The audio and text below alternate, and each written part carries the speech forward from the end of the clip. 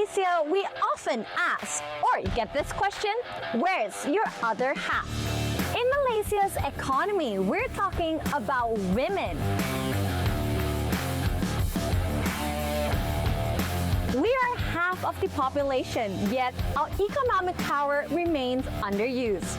What's holding us back? Mindset. This is men's world. When it comes to work, it's always about men's world. You know this, I know this. What could happen if we unlock our full potential? Next on Decimal Point.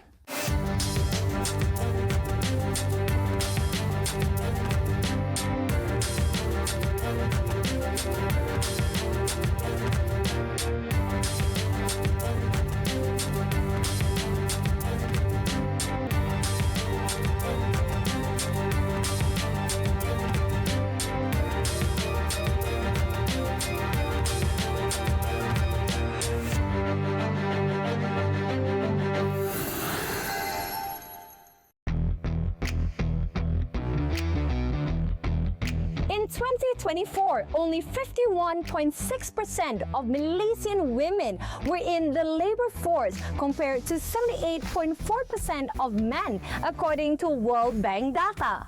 What do these numbers mean to you? The industry leaders say it isn't just a social or cultural issue, it's an economic one. Join me as we uncover what's happening with the other half of Malaysia's economy.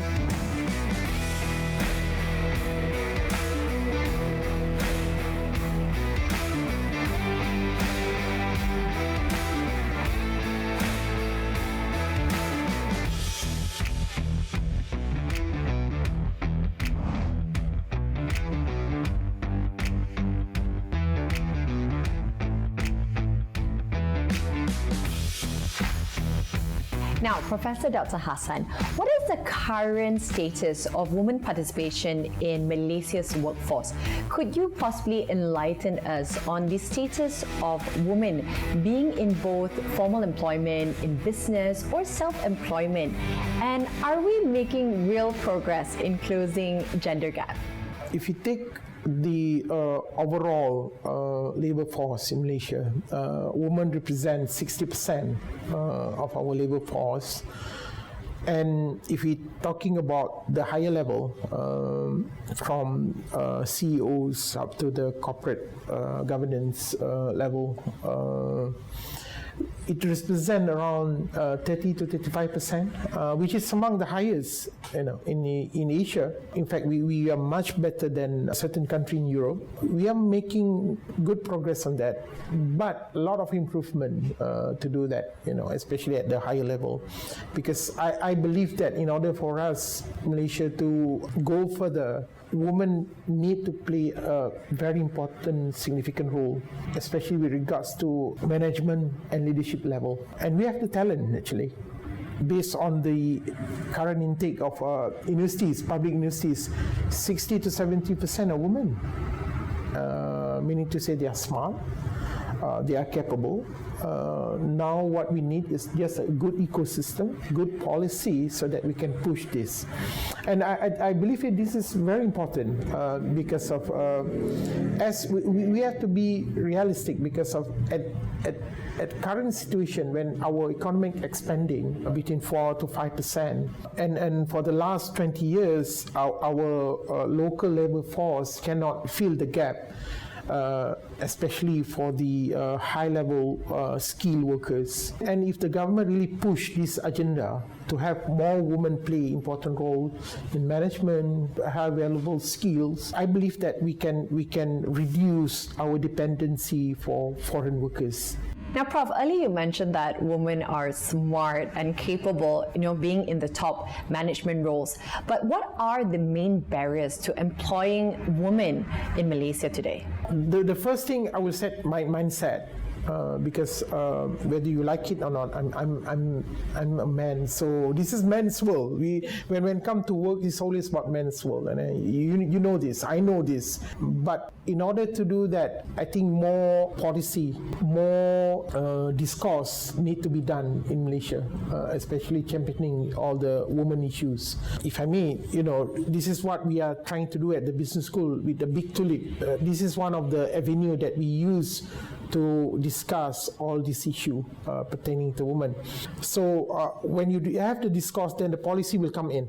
Especially bring a lot of key people like ministries, corporate leaders, engage and talk about it. And then there must be an incentive for women, especially like those who already married, have kids, and they have very good education, they have very good skill, they have very good knowledge, to how to encourage them to come in. This phenomena is very, very much, you can see during COVID. Most of the women opt to stay at home, because of the economic situation, because of the household income decrease during that time. But after COVID, some of them still maintain that. So how to bring that back? There must be incentives to the government, like childcare policy, how we can help them. It is one of the major costs actually. If you have a kids, childcare is very major cost for parent. One. And the second part will be how to nurture all this pool talent. Like Talent Corp should do more on this. The support system is not only about the healthcare, but the role of husband play crucial part, especially in terms of supporting the emotional part of the wife.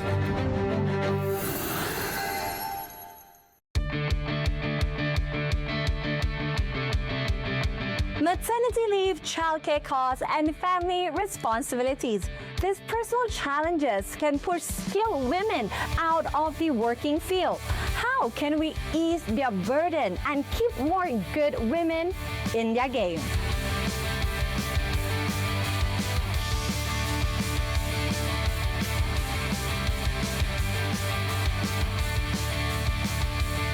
Now, Prof, how can maternity leave, childcare, family responsibility affect a woman's ability to work or even advance in their career?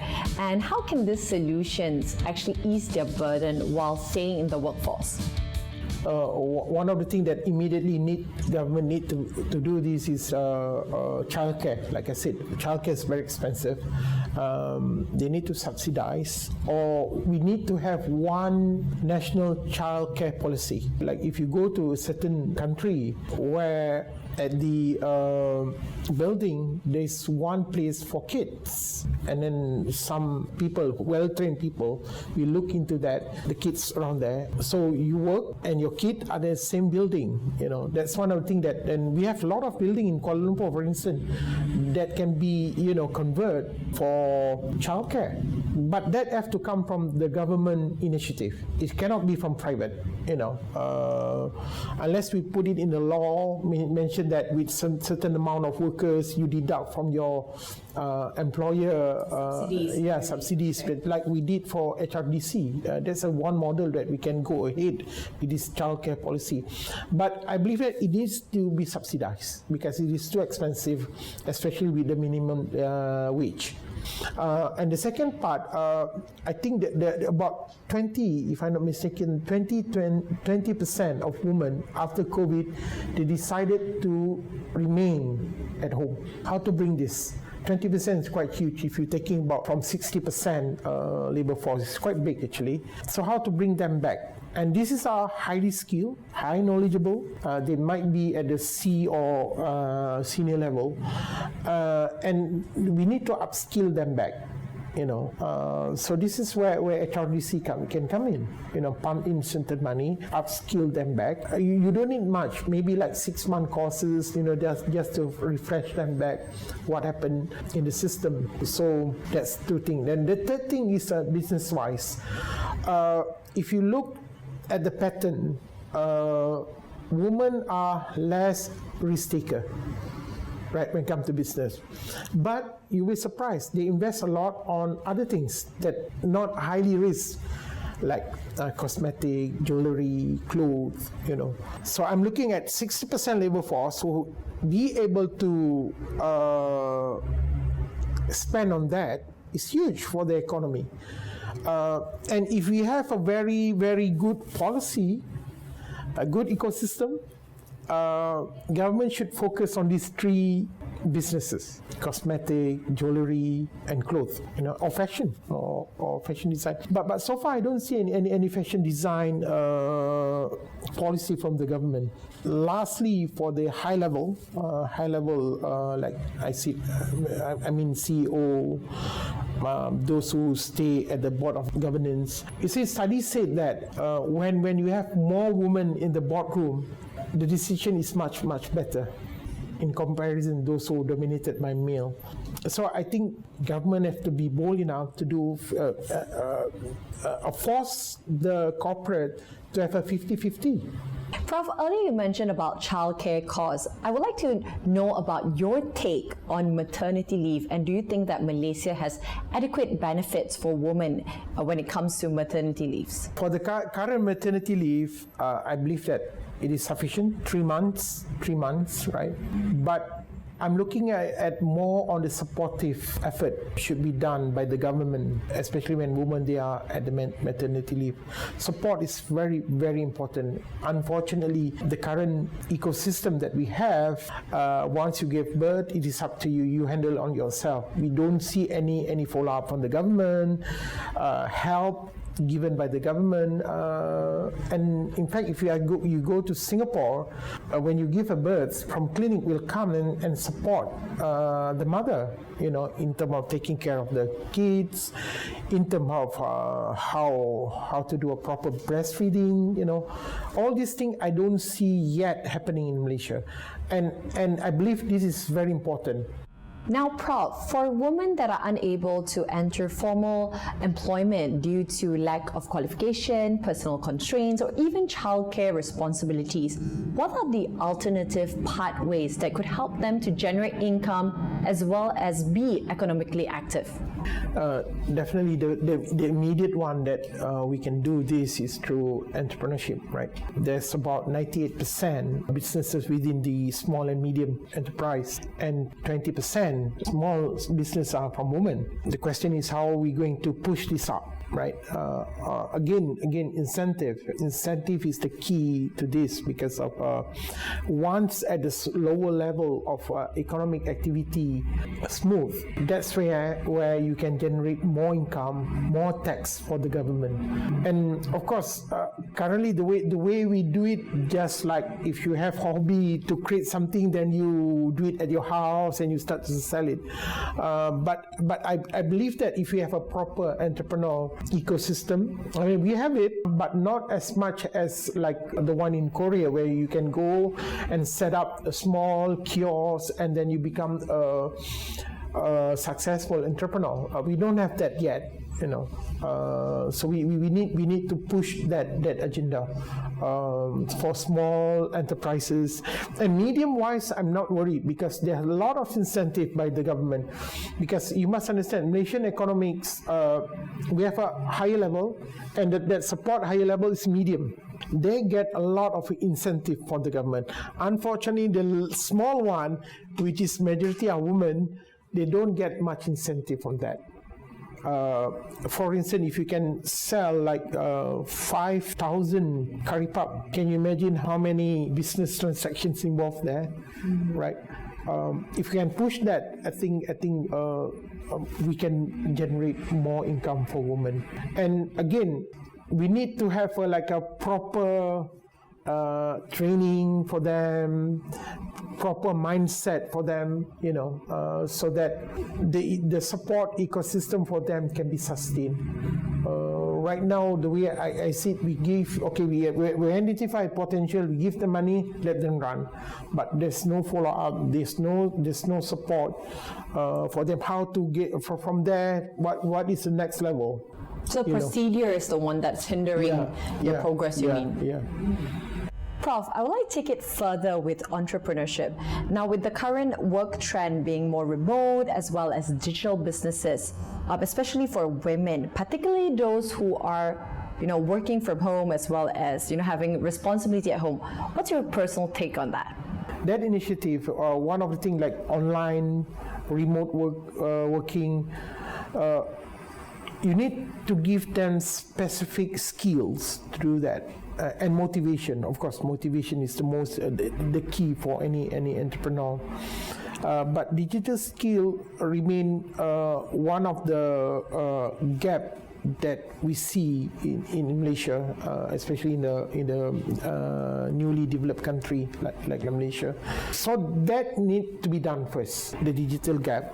With that come motivation, next come motivation for the entrepreneur.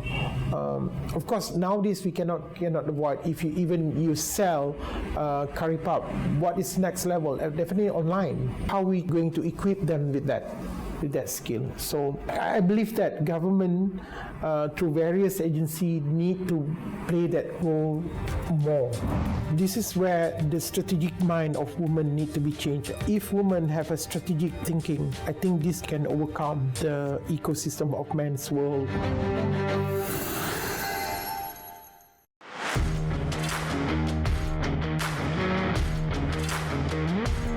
It's reported that women in Malaysia are topping the class.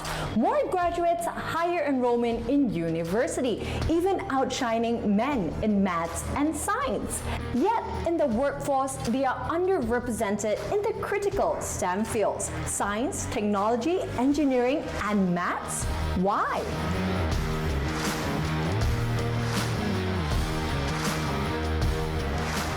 Now, Prof, how do women's educational qualifications compare to men in Malaysia? Are there any particular sectors where women's workforce participation is increasing or even falling behind? And what are the reasons? Okay, let's look at the current scenario of our country.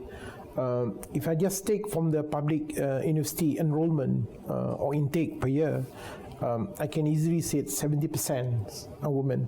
The rest is 30% men. That is social science. However, when you go to science-based, especially engineering, the number is a little bit still the same, but little bit lesser, 60-40 or 50-50, depending on the entry requirement. And pure science, like medical, majority are women. I think that's maybe 20%, 30% men. So the question is, what happens next after that? And if a government bold enough give incentive for women who are in this particular field, that will encourage more people to come in, like what they did with entrepreneur. If women involved in certain industry like biotech, give them incentive, give them encouragement, give them grant. So that they can prosper. Now, Prof, what are the potential impacts on women in leadership position, especially when we're talking about high-ranking women when it comes to decision-making? You mentioned earlier that they are better in that. So what's your take on that? If you look at the higher level decision-making, when you have a diverse perspective, you tend to make much more better decision, right? So this is where women can come in. If we push towards the numbers or percentage-wise to have more women representing in the board, that's one thing. And the second thing, now the question is how to do that. This is where the strategic mind of women need to be changed. Of course, I mentioned earlier about men's world, where certain ecosystems are designed for the men. But if women have a strategic thinking, I think this can overcome the ecosystem of men's world or how it was designed such a way. We believe that 2030 women will play a greater role in management, even towards the technological based industry. So we created, we designed Big Tulip just to have more discourse for women.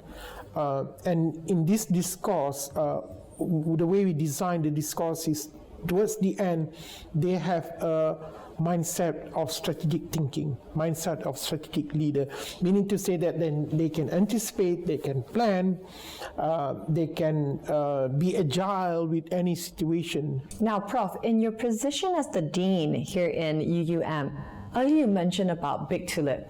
Can you possibly tell us more about it? So Big Tulip is the platform for all the leaders, policy makers to meet and discuss. Not only that, it is also a networking opportunity for women to advance their career, to create businesses, and this is where we come in as a one big platform. On the policy part, we calling various ministry involvement in this side. Women Development Ministry, we also have like youth involved, Ministry of International Trade involved because of this element of business there. In generally to empower women, I will encourage more women to come, regardless of their position, right? So that they can give input to us, because towards the end we always come with a policy. We write a policy for our government, and we send it to various ministries so they can look into it. Of course, at the end, that is school part. At the end, there must be a strong political will, and you need to look at the bigger picture. That's why the name is big. Bigger picture, meaning to say the economy is so big, and there's a lot of gap that Malaysia have to realize, and then this gap can be overcome and can be fulfilled by women.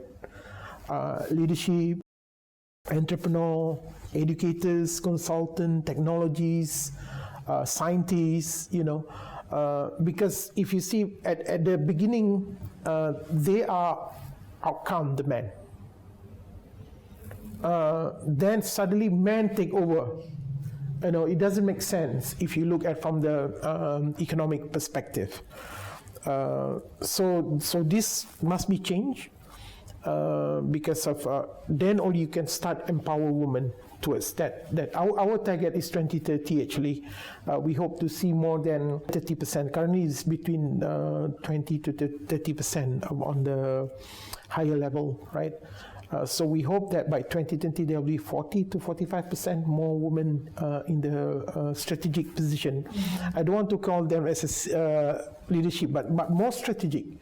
As you can see, like some of the MITI, for instance, still head by the best ministry in that we have for now, head by women. I believe that a lot can be done if we send women to Ministry of Human Resource, because I believe that they are good managers, they're good planners, they're good strategists. So this is what we call it as our investment. So that we want to see this happening to our country.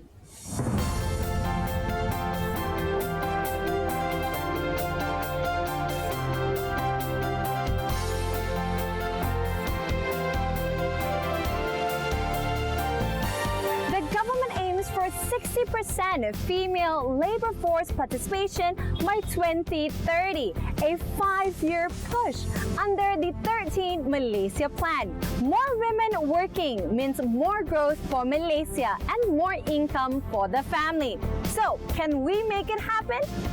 Join us next time as we connect the dots on Decimal Point.